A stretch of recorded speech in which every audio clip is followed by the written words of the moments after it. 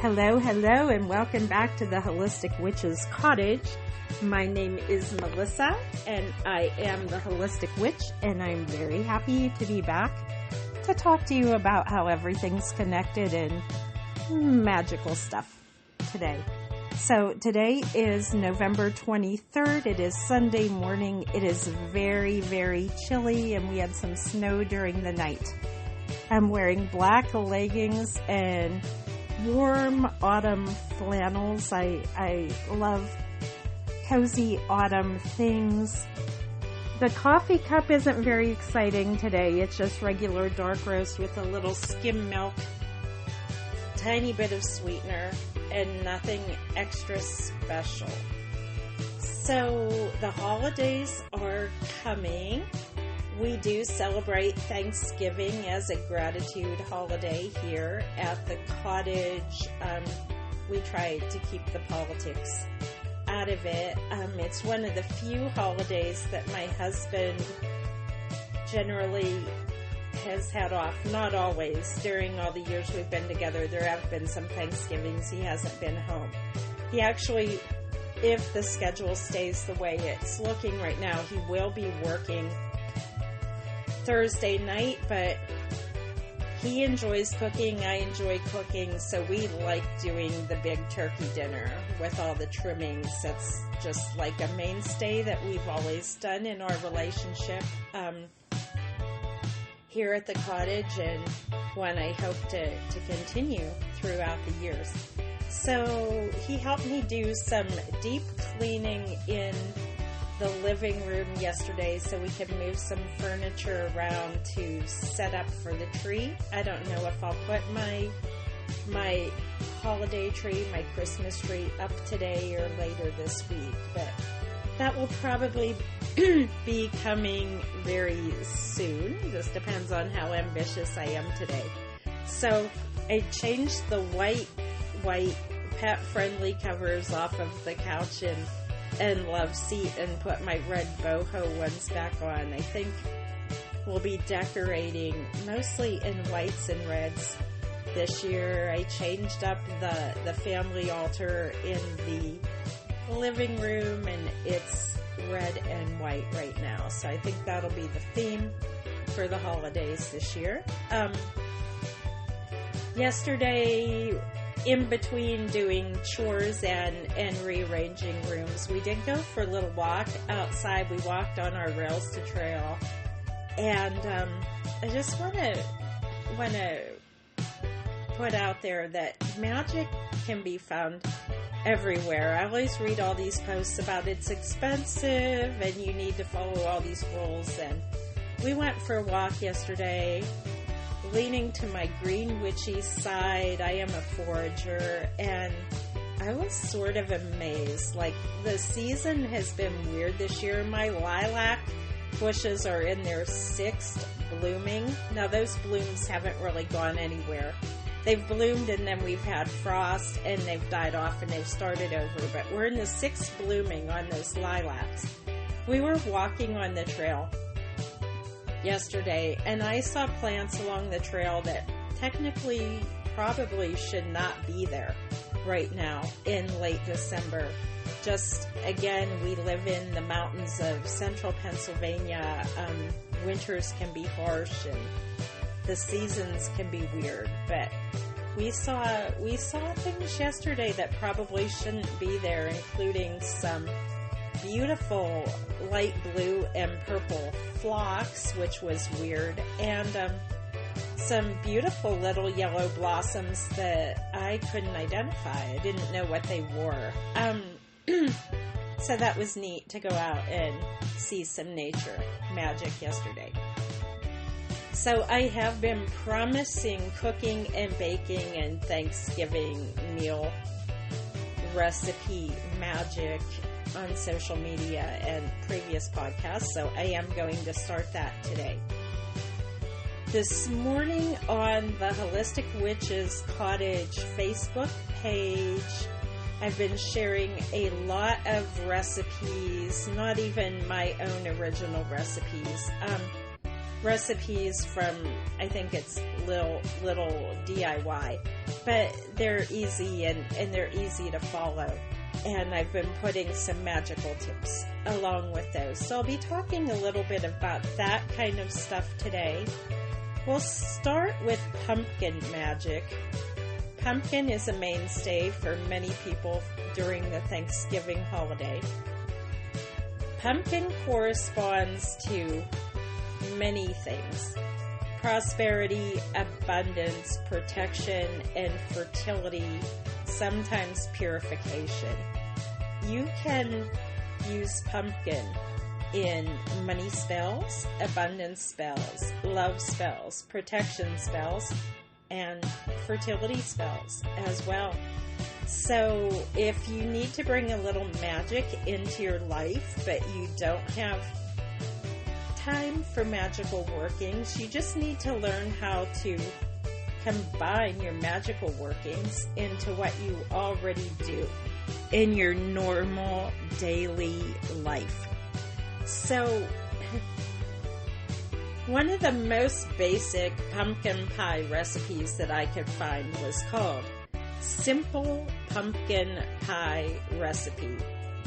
It called for 1 can of store-bought pumpkin pie filling, 1 can of store-bought condensed milk, some sugar, depending on what kind of pumpkin pie filling you're using. Some have sugar, some don't, so watch out for that. A pre-made pie crust, frozen or fresh. And yeah, I guess that was it. So, 2 eggs. So to do this very simple pumpkin pie recipe, you're going to dump the can of filling. I hear Wonder Dog. Wonder Dog's coming. Hey, Wonder Dog. Say hi to the podcast. Hi, podcast. Momo the Wonder Dog is here. Okay, we're going to start with 1 can of pumpkin pie filling. Dump it in a bowl. Add the 2 eggs, add the condensed milk, sugar if you need to, and spices. So some people use the mixed pre-made pumpkin pie spice, and we'll talk about the magical correspondence on that next. Or some people like myself own all those individual things, so I do them all separately. Follow the instructions on the pumpkin pie can, filling instructions thing. Follow those instructions because they can vary per product. We're going to pour that into a pie shell. Some people like to pre-bake the pie shell a bit before pouring in the filling. Others do it a different way. Again, use your recipe for that. If you want to add some extra magic to your very, very simple pumpkin pie, you can carve words, symbols, runes, or whatever you wish into that pre-made pie shell, and then cover it up with the filling, and no one but you will ever know. So I took a little pause to let Wonder Dog out and wander into the kitchen with him to get him a biscuit. So let's finish up on that very simple pie. So bake it according to your recipe's directions. Most cans of pumpkin pie filling have a recipe on the back. It can vary by product, so just stick with that for safety, okay? And that is the easiest way I know to make a pumpkin pie spell. Now, I don't generally do things easily anymore at the cottage. So I will probably be using real pumpkin this year. I could use fresh and roast it. I have some beautiful pumpkin that we processed a few weeks ago. It is light, it is creamy, it is sweet, it is amazing pumpkin. So I'll probably be defrosting a bag or 2 of that and making my pumpkin pies with real crust, real homemade crust, and real unprocessed pumpkin. I'll do all the work myself. I also learned last year, I started making my own condensed milk, and there are various recipes out there for that too. Now, milk is an abundance attractor as well, and can be a fertility attractor. So, if you'd like to play around and go crazy like I do, you can heat milk. I think last year I did it with actually oat milk and Splenda, because that's what Kiddo had requested, and that made an amazing sweetened condensed milk. So I just heated it on the stove and followed a recipe, and I don't exactly remember what that was. It was an oat milk recipe, and that turned out pretty amazing too. So you can experiment with dairy milk or milk alternatives and different sweeteners if you'd like to play around and make your own condensed milk too. So I will probably be using real pumpkin that we processed a few weeks ago, and it's frozen. So like I said, it'll be defrosting. And that filling will consist of the defrosted pumpkin. I will probably use real sugar, but maybe I'll do one with Splenda for Kiddo too. And we use real brown sugar, and we use a brown sugar Splenda product as well. My son has type 1 diabetes, juvenile diabetes, and sometimes I like to make lower sugar, lower carb varieties of desserts for him, but then I like to go all out and make a sweet one too. So I'll probably do 2. So mixing the defrosted insides of a pumpkin we scooped ourselves here with homemade condensed milk, sweetener, probably 3 eggs, maybe 4, depending on how many pies I'm making, and adding, I skip cinnamon just because of allergies. I know other people love it, but I'm allergic. But cinnamon is a potent spell booster. So whatever you're setting your pie intention, cinnamon can be a huge spell booster for that.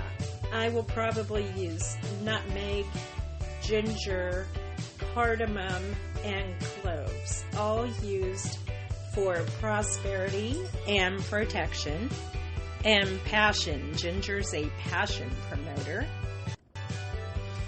I'll mix up that filling, and I will set that aside in the refrigerator while I play with pie crust. During the week, I have posted various recipes for pie crust. You can use one that I've posted, or you can choose your own go-to recipe on that if you'd like to experiment with making your own pie crust. The reason I'm talking about pie crust is if you're making pie crust, you're probably using some type of flour, all-purpose flour, maybe a thicker flour. I tried with a whole wheat flour one year. I didn't really love that, but you could do it.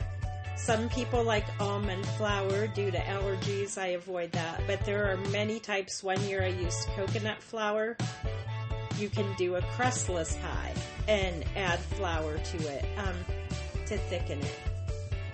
So whatever type of flour you're using, I'm going to talk now about divination with flour or aleuromancy. This is a Greek word meaning divining with flour. There's different ways to do it. Probably the most common and famous way is the fortune cookie. This is when you write a message on a piece of paper, fold it up, and bake it inside a flour or pastry product. That's one way to do aleuromancy. I won't be sticking papers in my pie. Another way to do aleuromancy is to sprinkle flour on a dark sheet. You could use a dark table, you could use a dark placemat, maybe a dark piece of paper, but it helps to use something that's not white or light. My actual pastry board is white, so that may not work so well, although I may try it anyway, just for fun. So sprinkle the flour on whatever you're using.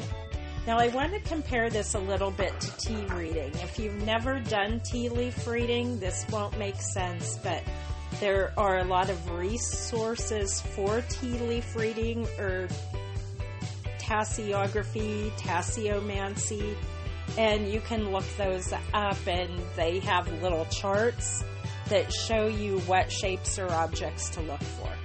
So I'm going to compare my flower divination to tea leaf reading just for a bit. So when I do tea leaf reading, I divide my cup into quadrants. Probably the most common way you've seen tea leaf reading done on Facebook groups or Facebook pages is people just send in a picture of the inside of the cup.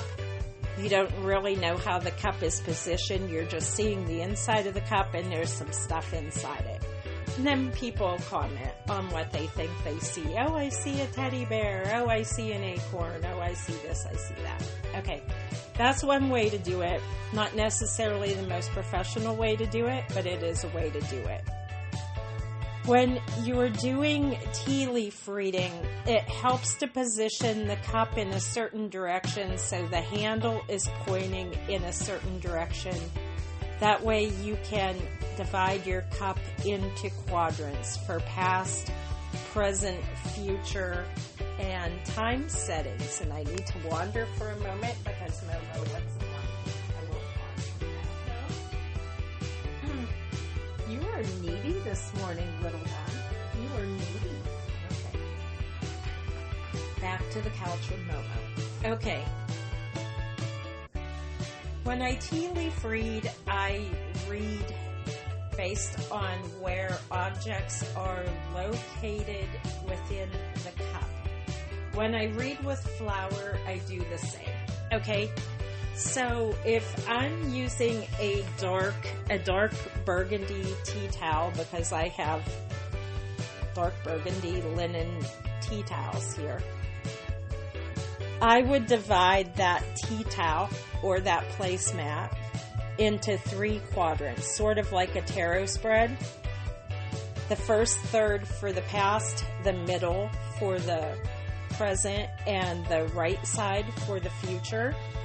If you're using something circular like a dark plate, maybe you're calling the center of the plate the present and other parts of the plate, maybe the past or the future.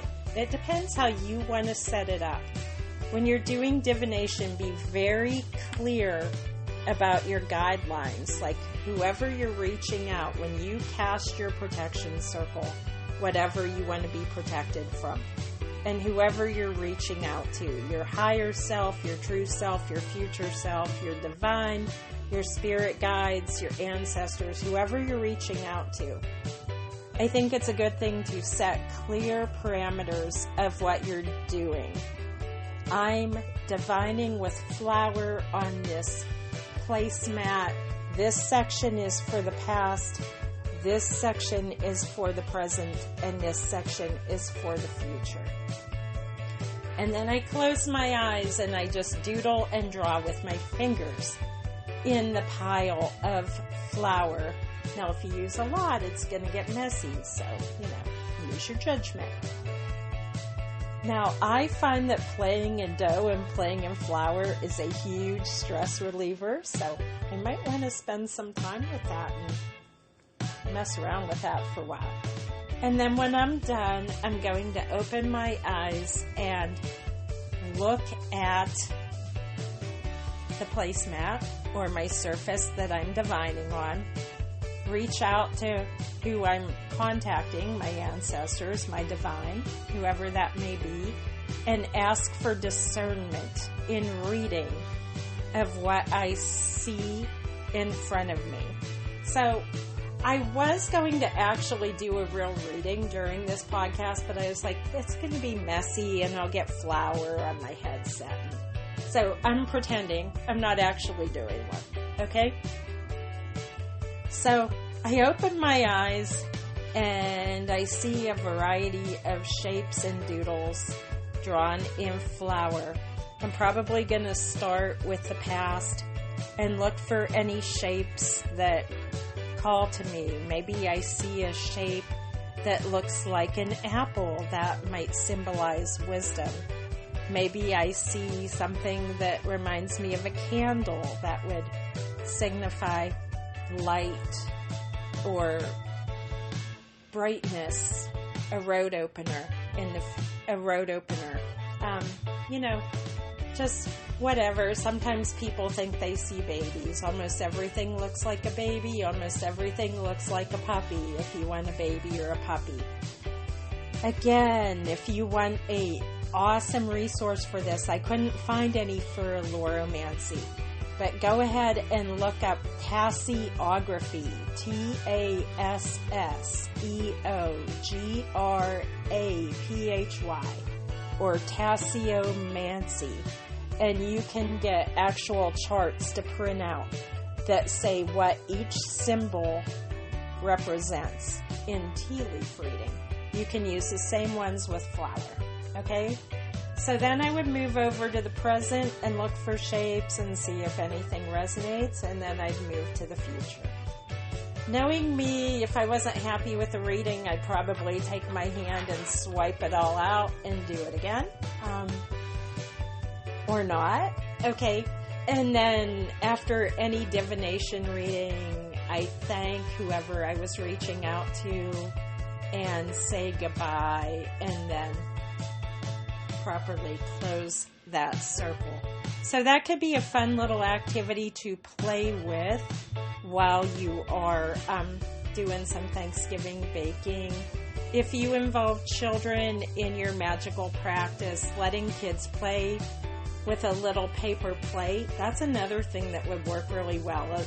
You know, we have those cool Walmart Thanksgiving disposable platters and plates. They're almost always like brown and dark. That could be a really nice surface to work on too, and something really nice for kids because you can just fold it up and dispose of it appropriately.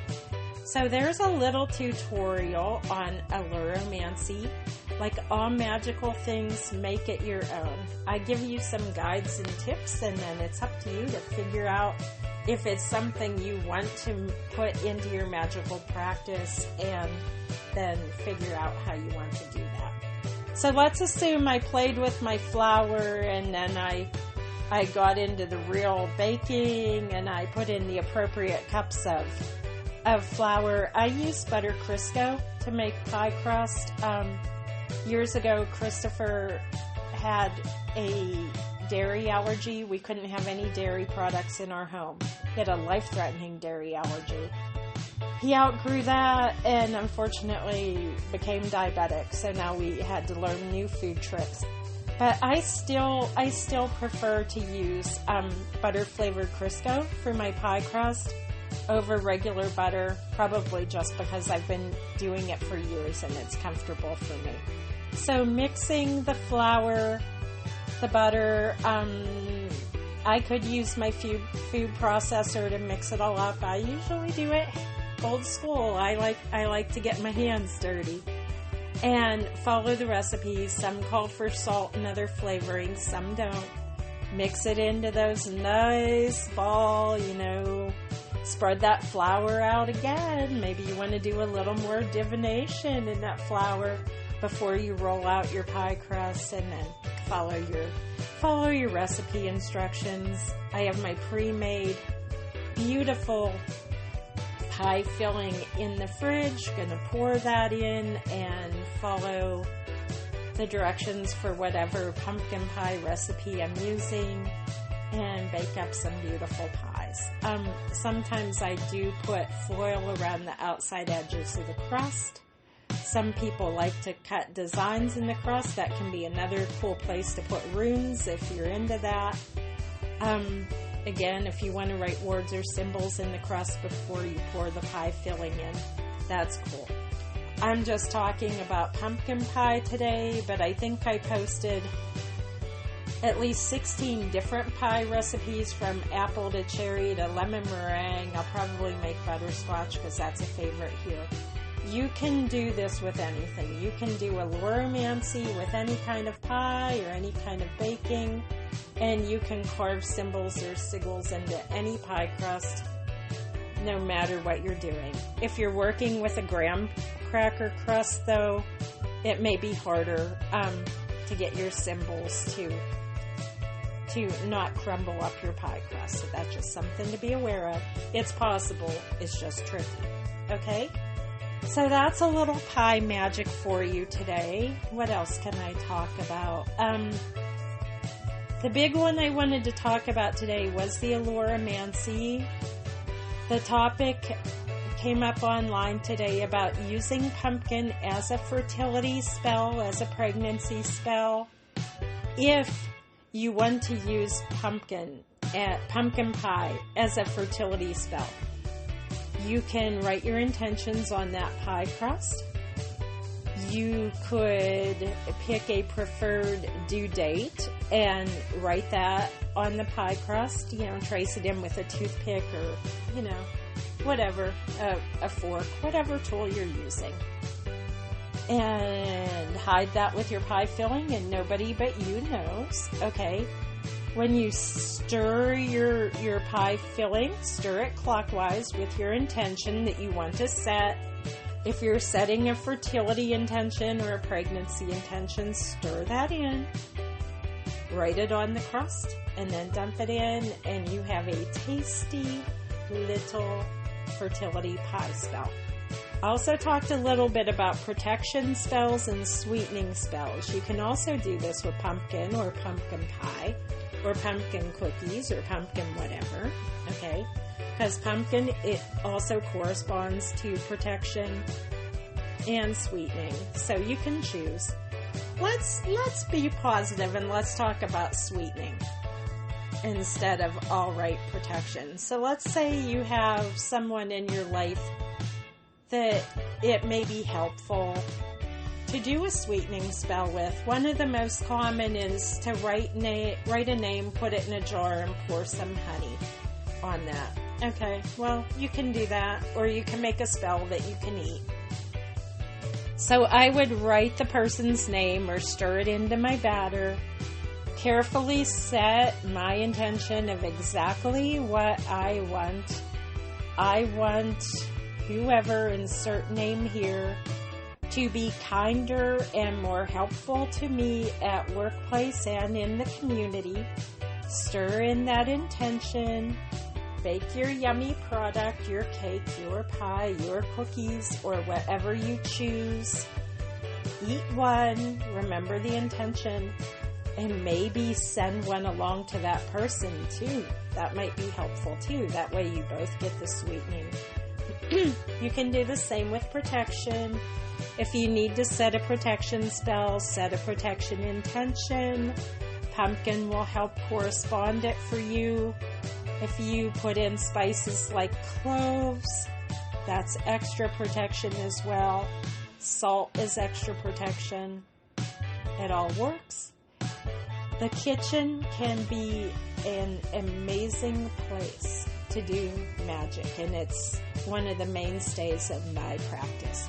So I know I get rambly and babbly, but I hope some of that was helpful.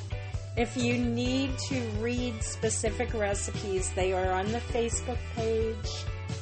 The Facebook page has the same name as this podcast, so you should be able to find it without too many problems.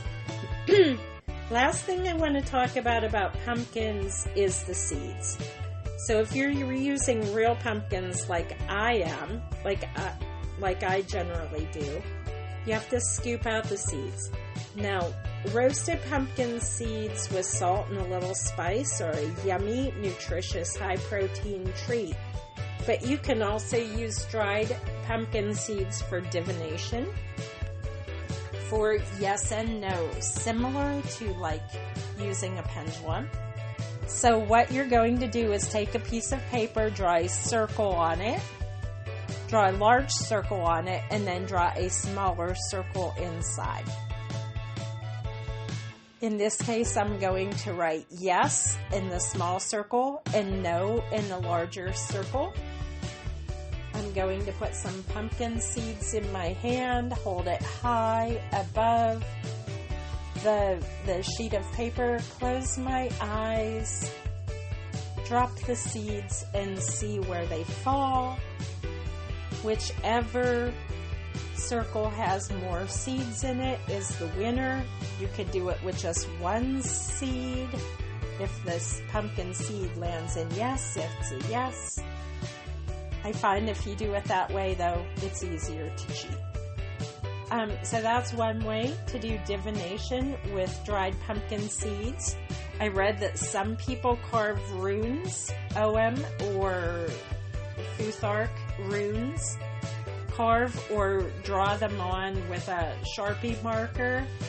That seems like a very tedious job to me. I won't be doing that. I have my own rune set made out of wood and one made out of stones. I don't think I'll be writing on pumpkin seeds, but if someone wanted to do it, it is a valid way to do divination with pumpkin seeds. So there's a little pumpkin folklore and magical tips for you today.